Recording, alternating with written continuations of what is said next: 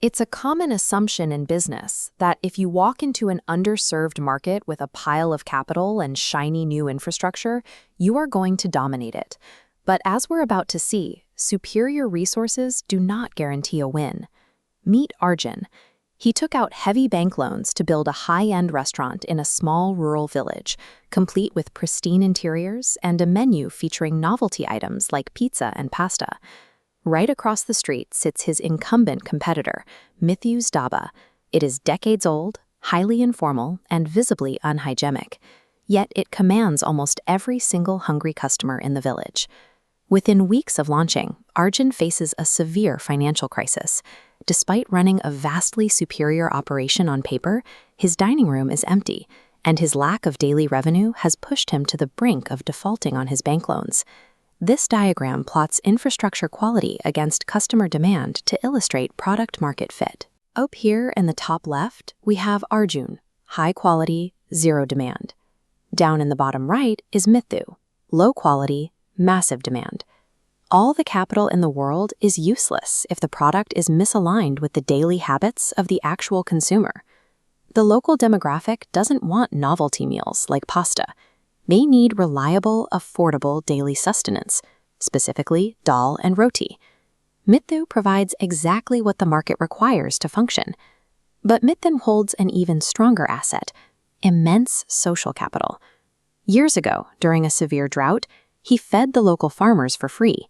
That action built an unbreakable, trust-based monopoly that outcompetes any marketing budget Arjun could deploy.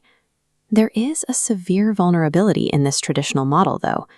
Mithu's operation ignores food safety regulations. He lacks basic hygiene standards, and he has absolutely no formal FSSAI licenses to operate a food business.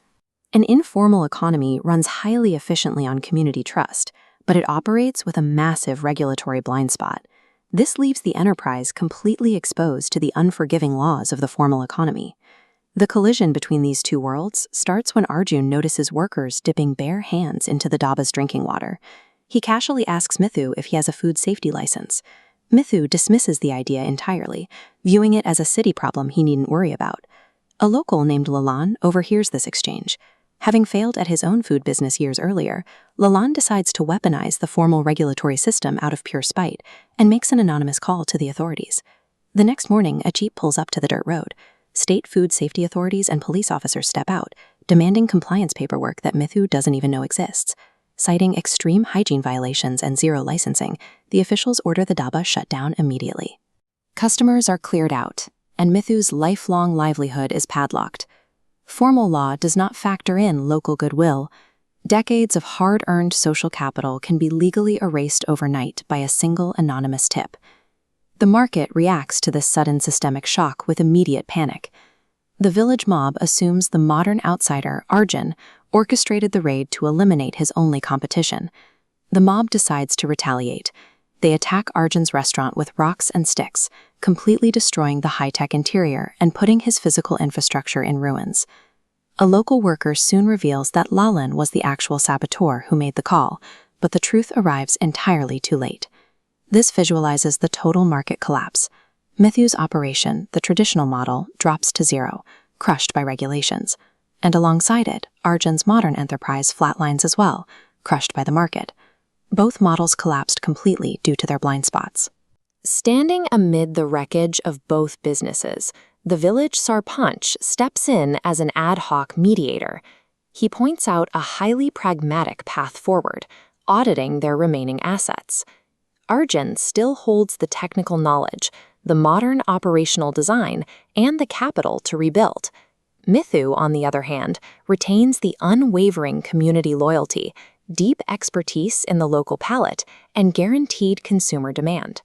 This diagram illustrates their solution, a strategic merger. The circle on the left is Arjun, providing the legal and physical infrastructure. The circle on the right is Mithu, supplying the product and community trust. When they merge, they create a fully compliant, high-demand enterprise.